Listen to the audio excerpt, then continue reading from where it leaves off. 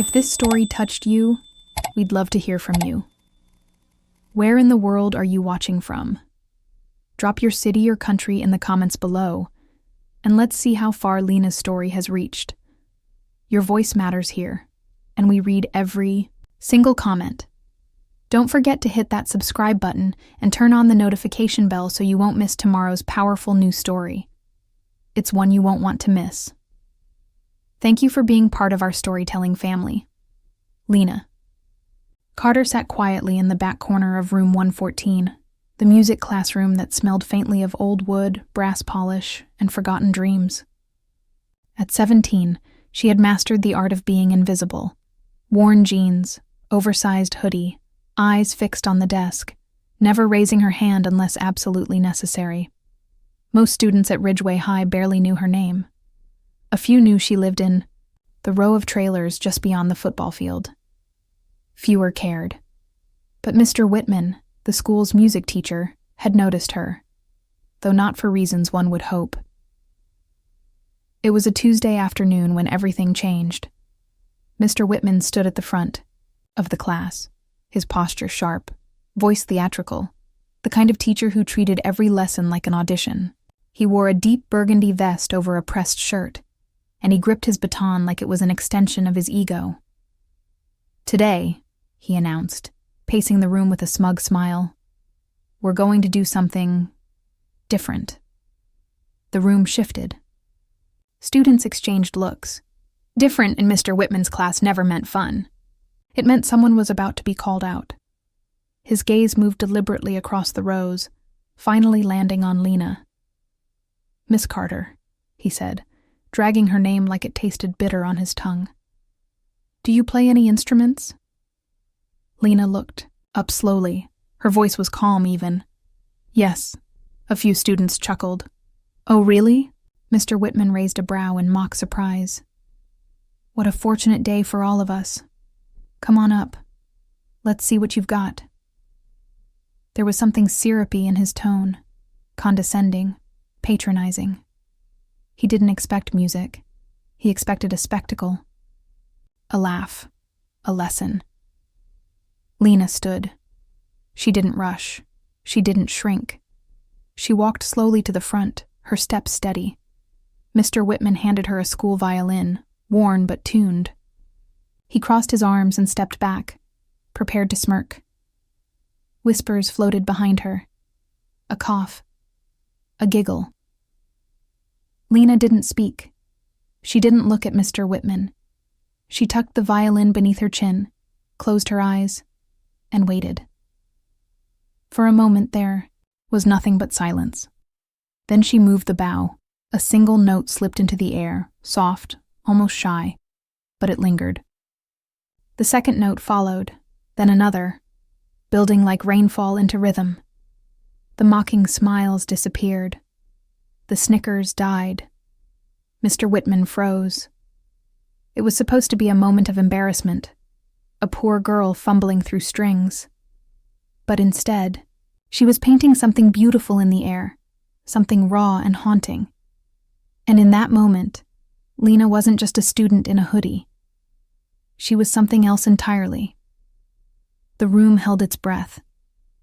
Nobody had expected this, least of all Mr. Whitman. Lena's bow danced across the strings with quiet confidence, each note more assured than the last. The music wasn't loud, it wasn't flashy. It was something deeper, something personal. A melody not written on paper but etched in memory, flowing straight from her soul. She didn't need sheet music. She didn't need an audience. She wasn't performing. She was remembering. The room transformed. What had started as a cruel joke turned into a moment of reverence. Students who had rolled their eyes or stifled laughter now sat frozen, their expressions softening, their bodies leaning forward, caught in a silence more powerful than any applause. Even the usual hum of the air conditioning seemed to disappear, as if the school itself knew it was witnessing something rare. Mr. Whitman's arms slowly dropped to his sides. His mouth was slightly open, but no sound came out. His smirk was long gone. All he could do was watch and listen. Lena's fingers moved with precision, but not the kind learned from structured lessons or private tutors. No, her touch was guided by something else. Grief, love, loss. The music she played spoke of rainy nights and long silences, of memories too painful for words.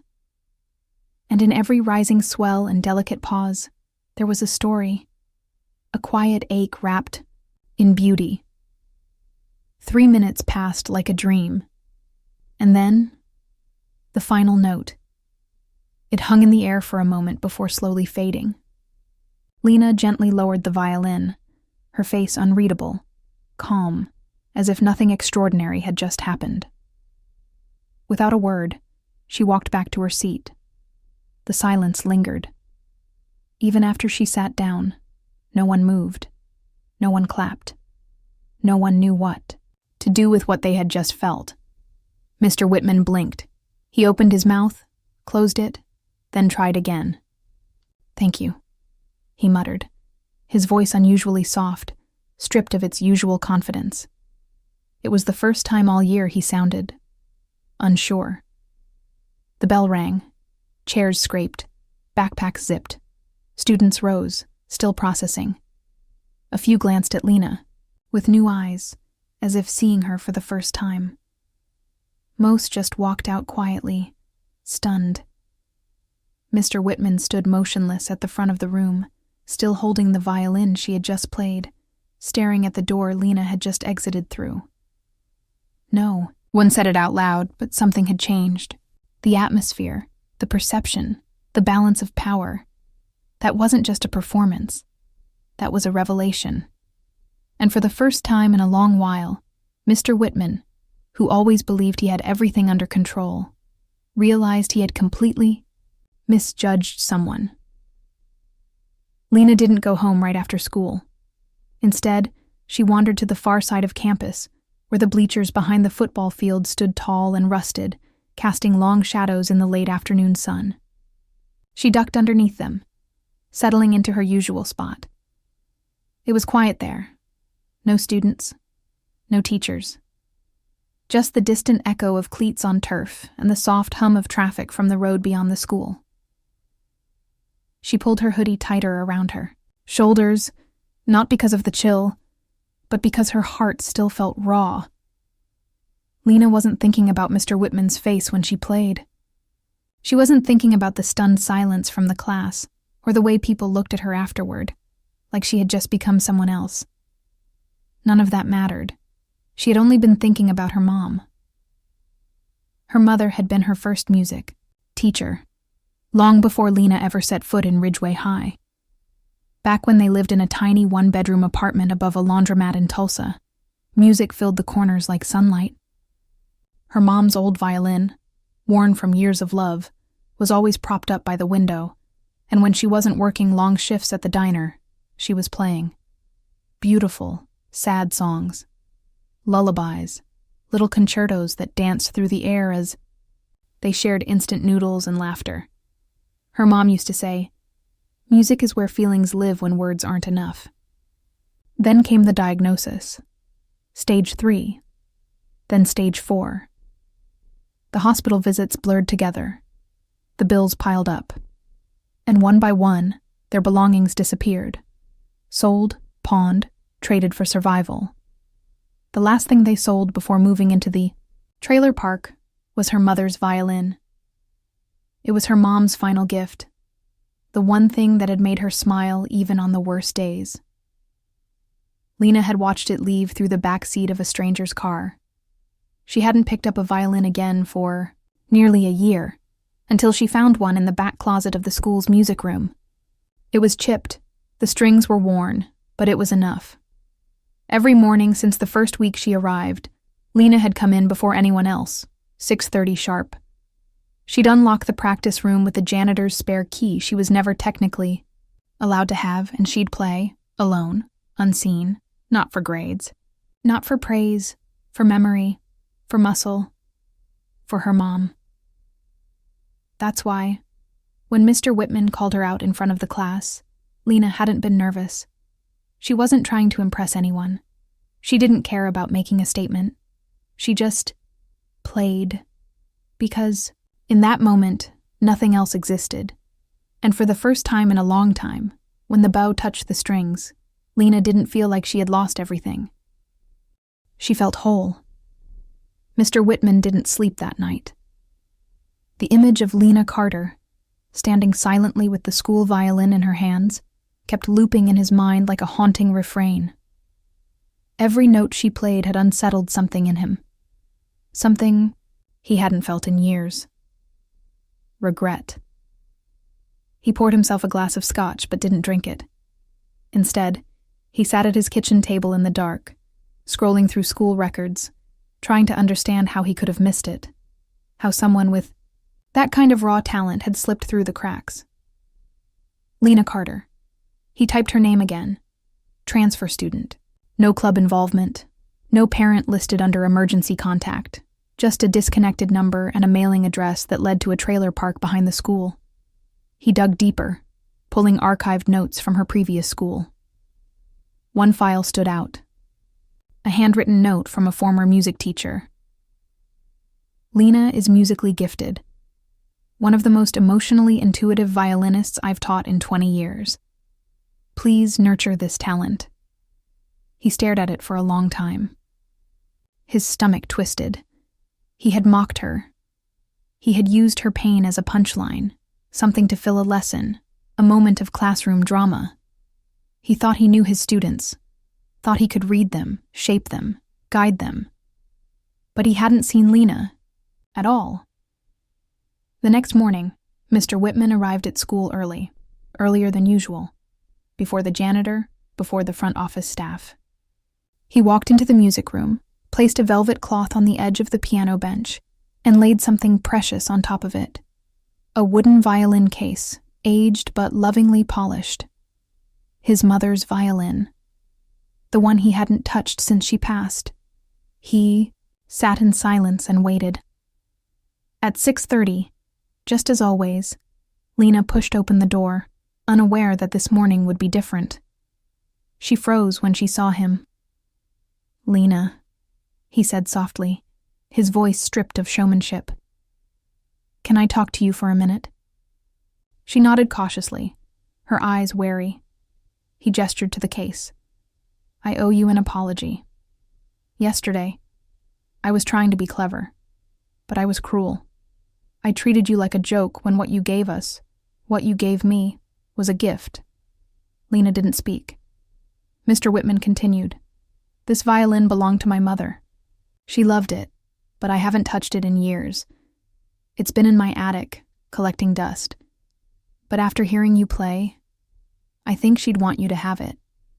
Lena's breath caught. She stepped forward, slowly, like the moment might collapse if she moved too quickly. Her fingers brushed the case. "Why?" she whispered. Mr. Whitman gave her a small, honest smile. "Because you reminded me what music is supposed to be. And because I should have seen you long before yesterday." Tears shimmered in her eyes, but she blinked them away. She opened the case and gently cradled the violin, holding it like something sacred. Because it was. Spring came early that year. The air was warmer, the days longer, and the halls of Ridgeway, high buzzed with talk of the upcoming spring concert, a yearly tradition where parents, teachers, and students packed the auditorium to watch teenagers sing pop ballads and fumble through ensemble pieces. But this year, everyone was whispering about one name, Lena Carter.